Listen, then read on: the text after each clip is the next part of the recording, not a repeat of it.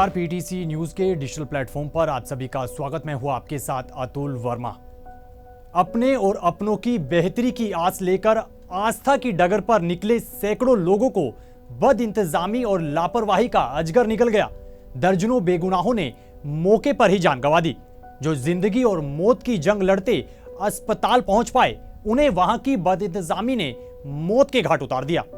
सत्संग के लिए निकले तकरीबन 125 लोगों की मृतदेह घर वापस पहुंची है। मेरे पिताजी दीदी आए थे। हाँ, दीदी बड़ी।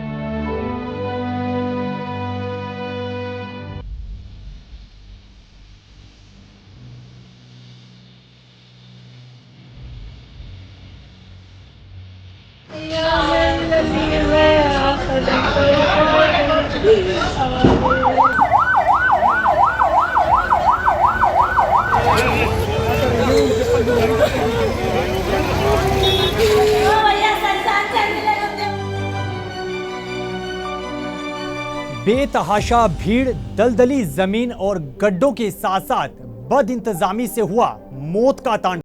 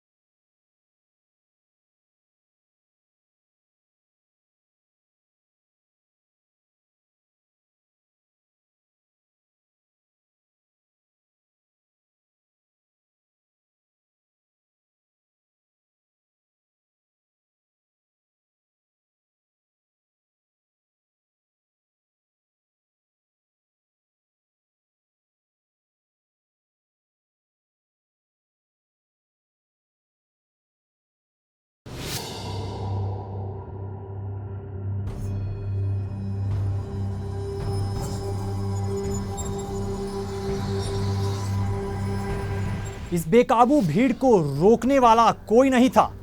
कुचलकर दबकर कई लोगों ने मौके पर ही दम तोड़ दिया, तो कई गड्ढे और दलदल में फंस गए। घायल और बेहोश हुए लोगों को एम्बुलेंस, ट्रक और कारों से अस्पताल ले जाया गया, लेकिन अस्पतालों में बदइंतजामी पसरी हुई थी। ट्रोमा सेंटर और सीएचसी पर जनरेटर चलाने की जरूरत हुई तो पता चला कि उनमें तेल ही नहीं था। चोटिल लोगों की तादाद सैकड़ों में थी, पर इलाज करने वाला मेडिकल स्टाफ बहुत कम था।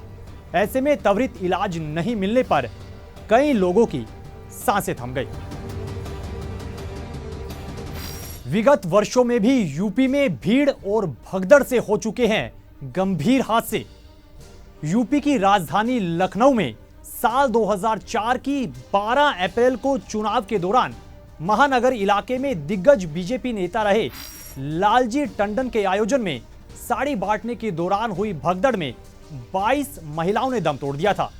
4 मार्च 2010 को प्रतापगढ़ जिले के मनगढ़ में पालू महाराज द्वारा दान देने के दौरान भगदड़ मची, जिसमें गेट टूटा और 63 लोगों की मौत हो गई। वहीं 9 अक्टूबर 2016 को बीएसपी सुप्रीमो मायावती की रैली में इको गार्डन में हुई भगदड़ में भी 3 महिलाओं की मौत हुई थी, जबकि 2 दर्जन से ज्यादा लोग बुरी तरह से घायल हुए थे। देश में बीते कुछ वर्षों में ऐसे गंभीर हादसों में सैकड़ों इंसानी जिंदगियां मौत के हवाले हो चुकी हैं। व्यवस्थाओं में हुई इन भयंकर चूकों के बावजूद जिम्मेदार तंत्र कोई सबक नहीं सीखा। नतीजा, हाथरस की हृदय विदारक घटना घट गई।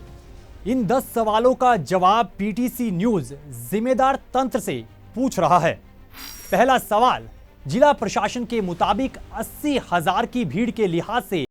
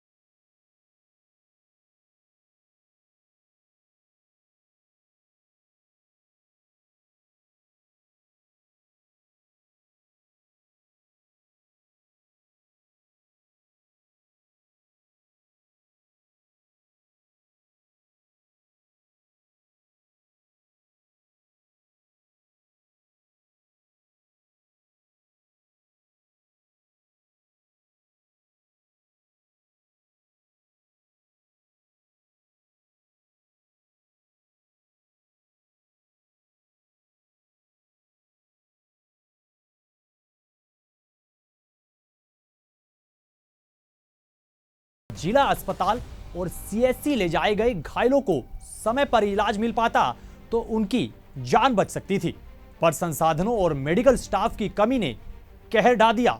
आखिर जिम्मेदार कौन है?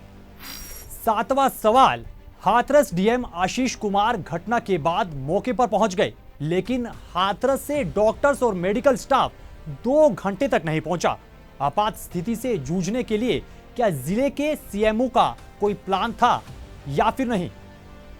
आठवां सवाल, यूपी में विगत 2 दशकों में भगदड़ की घटनाओं में 3 दर्जन से ज्यादा मौतें हो चुकी हैं।